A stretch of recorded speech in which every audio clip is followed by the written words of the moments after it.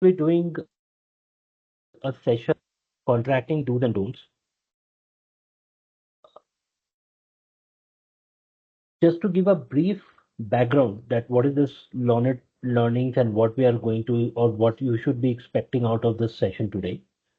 LawKNIT learnings, what we have been trying to do here is running a small cohort, generally our clients and acquaintance, uh, on topics which is relevant for various departments of an organization, including sales, finance, legal, HR at times. Some of the organization do have a very dedicated legal team. Some of the organization, even there is a single person team or the team is overburdened and there are other people from sales and finance and from other teams who are helping out with so many issues which is going around in an organization. So from that thinking, we thought that why not to create a training program, not only to be focused on lawyers. Of course, lawyers are part of it and in-house team is part of this discussion, but even to a wider range of departments and teams, which helps and works towards that legal issues. So the first topic which we have taken today is contract. And the way this presentation will be, we have divided this entire topic into three sessions, session 1, 2, and 3. Today in session 1, I will be discussing about the process of getting into a agreement. So as an organization, when you sign an agreement, what should be the expected process through which an agreement has to go? As a lawyer or as a non-lawyer, what all are the important terms and terminology which you should be aware of? That is the focus of session 1. Session 2, which my colleague Amol will be taking on 18th June, will be on the terms, the more specific details clauses, some of the specific language which one should use in the agreement, and of course the some do's and don'ts coming out of that discussion. And the third session will be taken by my colleague Tanvi. She will be discussing more about some of the practical issues which one face, like, for example, force majeure or a limitation of liability. So she will be discussing case studies around that. She will be also discussing some of the templates of agreements. Okay, and that's the third session is more of a practical session, what we discussed in session 1 and session 2. And the third session will also have a longer duration for Q&A. So generally we will keep our session for 30 minutes and extendable to 10 minutes depending on the Q&A. We have got late by 5 minutes, I think, for today. So we will end up by 4:35, 4:38. So just starting with the presentation and just one housekeeping this thing. In case you have any query, you can put your query on the chat. Someone will reply on the chat from my team, or I will take the queries at the end of the session once we cover the discussion and then. But do mention your query on the chat. Okay? Now the roadmap for today's discussion is what is the need for contract? Why do we need contract? Today's world is so much into emails and WhatsApp. If I want to buy something, if I want to sell something, even in a corporate world, the discussion happens on these platforms of emails and WhatsApp. Then why do we need such a specific formatted kind of a contract? So we will discuss that part. Then what is the prerequisite of a contract? What all things one should keep in mind, and from a lawyer or a non-lawyer perspective, what all are the important aspects of it? Then as a business team, how should you handle the contract? What all should be, the process and do's and don'ts about it? Then we'll discuss about the basic understanding, the flow of a contract. So you must have seen so many contracts, but exactly how a contract should look like, how it should flow. Okay, so we'll discuss that. And lastly, we'll discuss over the process of execution, how to get it signed. Okay, so what do's and don'ts about getting an agreement signed. Now, the first topic, why do we need contracts? So as I told you that we do so much things on emails and everything. Generally, we do contract for clarity. Generally, the emails comes into trailing emails, and there's so much confusion around offer and acceptance, what is being discussed. So, in order to bring clarity over the final discussion, final understanding, and all, we get into a contract. It brings a lot of understanding and clarity over this. And further, the other aspect which is attached to a contract is the amendment process. Once you have entered into a contract, you cannot amend it without a process which has been recorded in the contract. So contract generally can be amended by signing an amendment agreement, or if a contract allows, then a PO can also be signed for certain specific aspects. But the process of amendment has been recognized. So the reason is that today if someone has entered into a contract, tomorrow the other cannot say that it got amended through via media way. It brings clarity and certainty towards the relationship. So the second important reason at times becomes audit. At times, auditor says that for recognition of your expenses and receipt in the company, the agreements are required, and that's become one of the reason of getting into it. Then at times, the statutory requirement. There are certain statutory requirements which wants the relationship to be recorded in writing. Okay? If I give you an example, like in some places, RBI, or if someone is regulated by IRDA and SEBI, they say that in case of outsourcing agreement and all, there has to be agreement. In case of a customer onboarding, there has to be an agreement. Even the intermediary guidelines, if someone is running a platform, that says that it has to be done through a TNC, and TNC should be accepted. The TNC is nothing but an agreement, okay, in a different form with the customers and merchants. So at times there are statutory requirements which requires you to get into an agreement. And dispute is something which we all know. If tomorrow there is a dispute, what is to refer to? So having a finalized agreement is a referral point, and also the agreement also tells you how to handle dispute, whether it will go for arbitration or civil court, which court one should approach, which jurisdiction, and all those things is also covered. And lastly, corporate governance. For better governance, one should have executed contracts for with all relationships. So this shows that there are still one needs to have a contract, a finalized contract. It can be done on email, it can be done on done physically, but a contract is very much required for these many reasons. Now, what is the prerequisite of a contract? If as a non-lawyer, if I think over it as what should be prerequisite, what are the terms of the contract? So one of the important aspects one should look into a contract is consideration. And when I say non-lawyer, means I'm still focusing on the lawyer, but still for the non-lawyers to understand. Consideration is one of the important aspects. Now, consideration means I'm entering into a contract with someone, then there is a consideration for both of us for certain things. I will deliver something and that person will deliver me something. But one should understand the term is consideration. So it need not necessarily be cash or cash equivalent. It can be any quid pro quo. Okay. So like if I give you an example, like a non-disclosure agreement, NDA. When we sign a NDA, there is no cash or there is no fees for an NDA. NDA is an agreement where it says that the information which will be shared with each other, the parties agrees to keep it confidential. But if you, in technical terms, there is no cash flowing, there is no money being flowed or cash equivalent which is flowing in this agreement. Okay, but the consideration is this information. Okay, so I will give you my information. You may give your information. So that information itself acts as a consideration for an NDA. So technically, when you're looking into an agreement, just make sure that there is some consideration for both the parties into that agreement. One is doing something for the other, and other is doing something for the first one. Now, the legal purpose, it cannot be over the illegal things, and it's very legal kind of terminology. But suppose if someone enters into an agreement, and today the whatever matter which we are entering into, okay, if I can take an example like suppose a cryptocurrency. Okay, today we are entering into a cryptocurrency, and tomorrow, who knows? God forbid, government says that cryptocurrency is banned in India, is illegal, cannot be traded, cannot be hold for this. Then what is going to happen? So till the time it was legal, and once it becomes illegal, it becomes void.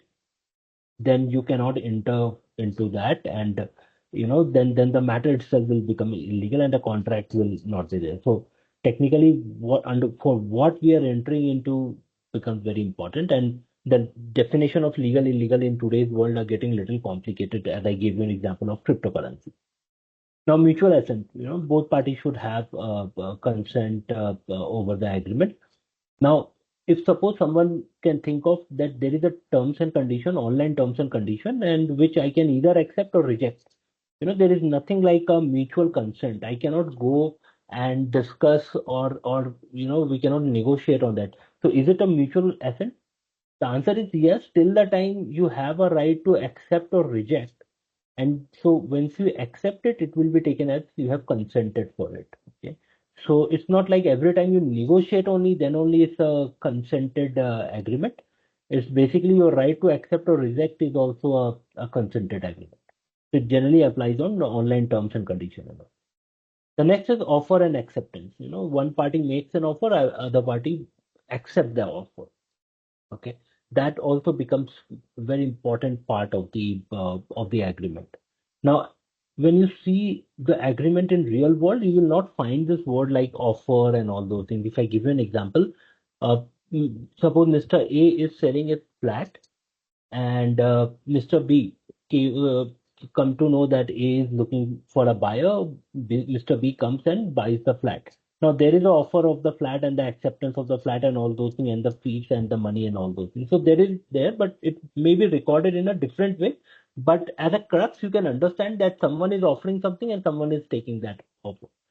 Now the question remains is, or one of the question which comes up, does it matter who gives the offer? For example, and it's a practical scenario which you may have seen that in my previous example, like Mr. A was selling the flat and Mr. B reached out to A to buy the flat, and when Mr. B said, "Okay, I'm ready to buy the flat," you sell the flat, and the final draft or the draft agreement which comes to B says that Mr. B has approached A for buying his flat, and so it looked like in the draft that it was Mr. B who approached Mr. A and not Mr. A who has put his flat on sale. But technically speaking, it doesn't matter. Till the time the offer, what he's offering to you or what you are offering to him and what he is accepting is recorded well in the draft, it doesn't matter who initiated the discussion, but at times you will see that the practical flow, the way the things has happened and the way the things has recorded in the agreement, offer and acceptance are little this or this side or that side, but that doesn't impact the agreement much. One should focus is that what is being offered, whoever is offering, what is offered and what is being accepted, those terms are clear in the agreement. And then the capacity of the party. Party, if an individual is there, then it should not be a minor. A minor cannot do an agreement and should not be of unsound mind. Again, these things are not recorded as per like not an unsound mind, but in a way, which shows the capacity of a party. Now, what happens in a case of a corporate? So we all know that in a case of a corporate, there is someone who is representing the corporate, and for bigger transactions like buying of shares or buying of a asset, selling of shares, or so for bigger kind of a transaction at times, or entering into a new business. Okay, at times articles of associations are seen, and we generally check whether this particular activity is recorded in the articles of sorry, memorandum of association of the company under the business law, and whether it is allowed for the company to enter into that. And the second important thing is for a minor thing like taking a office on a lease.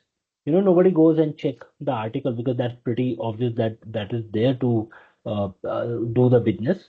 So what we check, or the focus of what we check is that the person who is signing the agreement is authorized by the board and by the company to enter into that agreement. So that capacity becomes pretty much important in this entire discussion.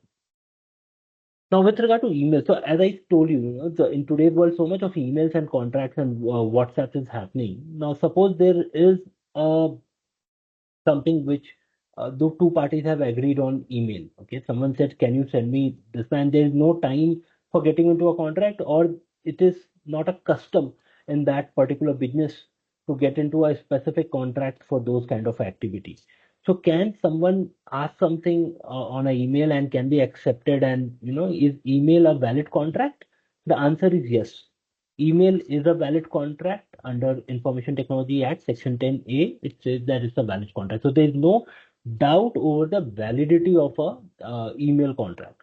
Now, what the other things apart from the clarity which we discussed earlier, that there can be multiple emails, there can be too many discussions and all those things. The other things which one should keep in mind is that this email should meet the requirement of what we discussed in last slide.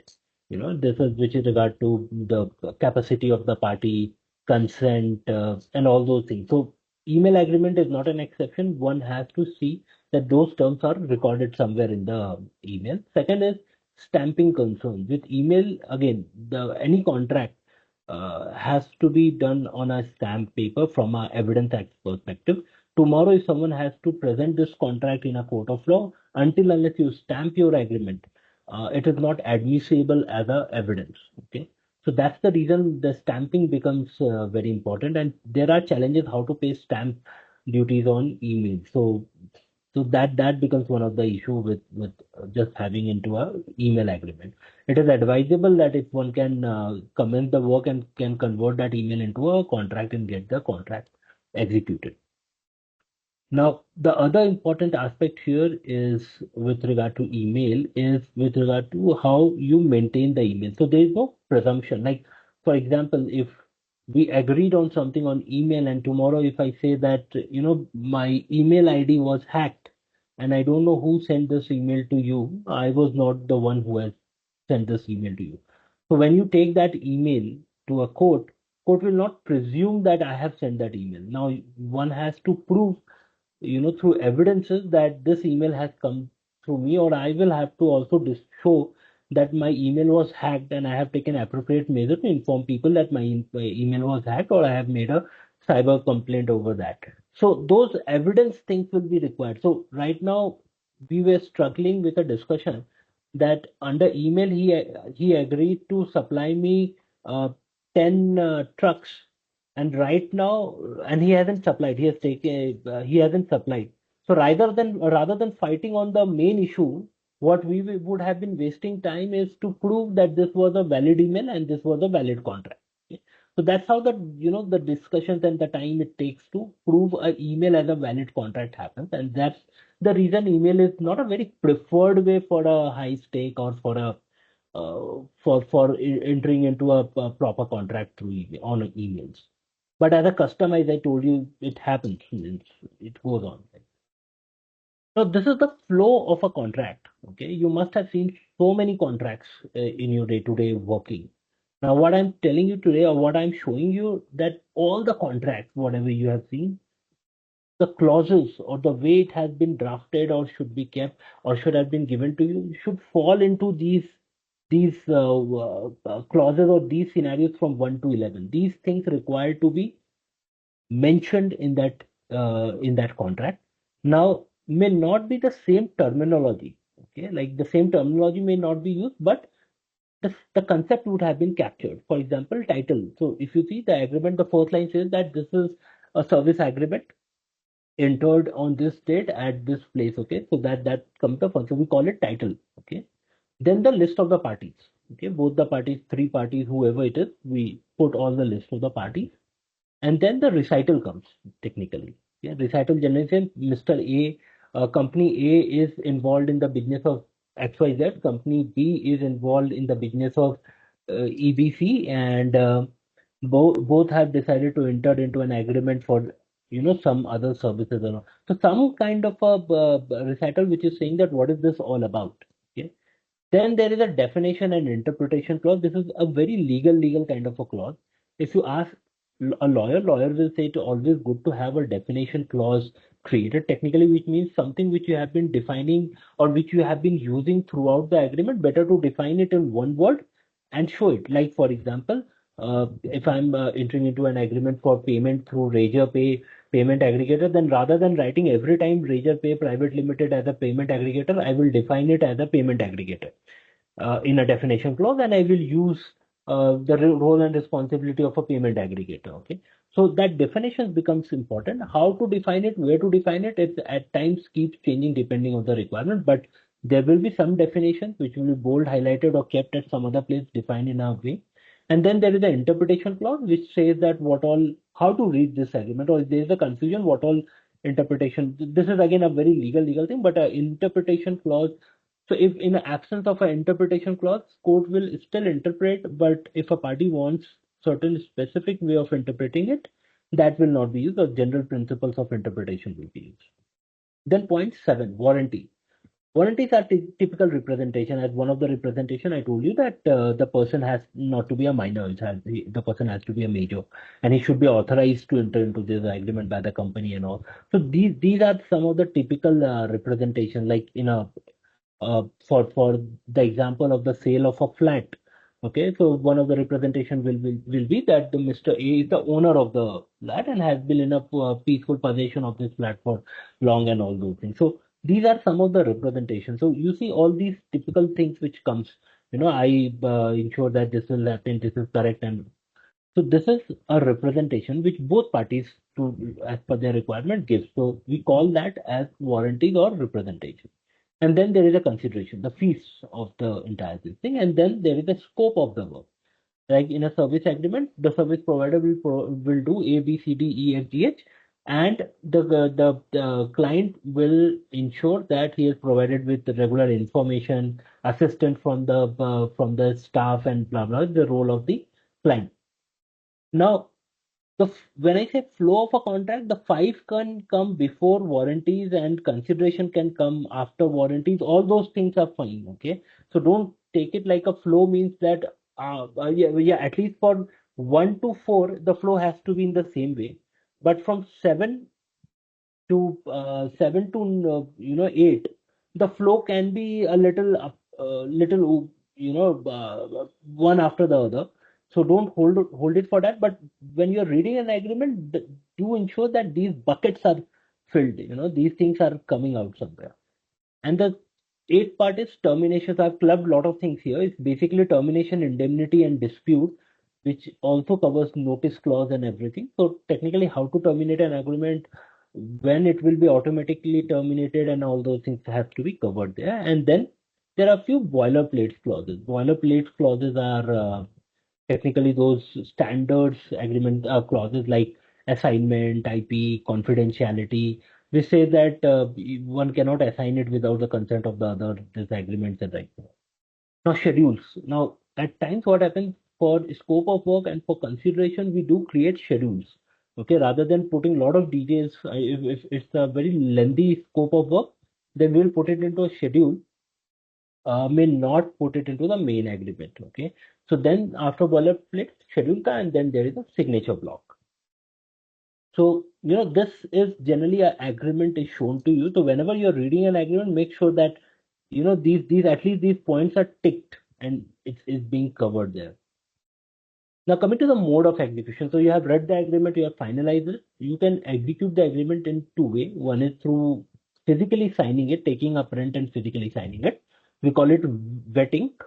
Second is digitally executing it using your DSC or Aadhaar based signatures, or any other mode of electronic signature like Adobe, DocuSign, and many are there, right? So you can execute in any of these things. The wet ink and DSC has a presumption, so tomorrow if I use my DSC and sign an agreement and someone goes to the court saying that he is not complying, I cannot say that someone else has used my DSC, I have not used my DSC.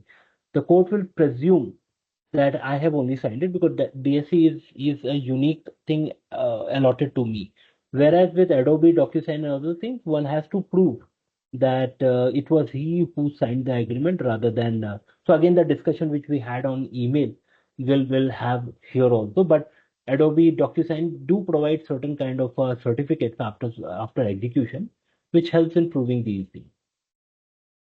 Now, the process of execution.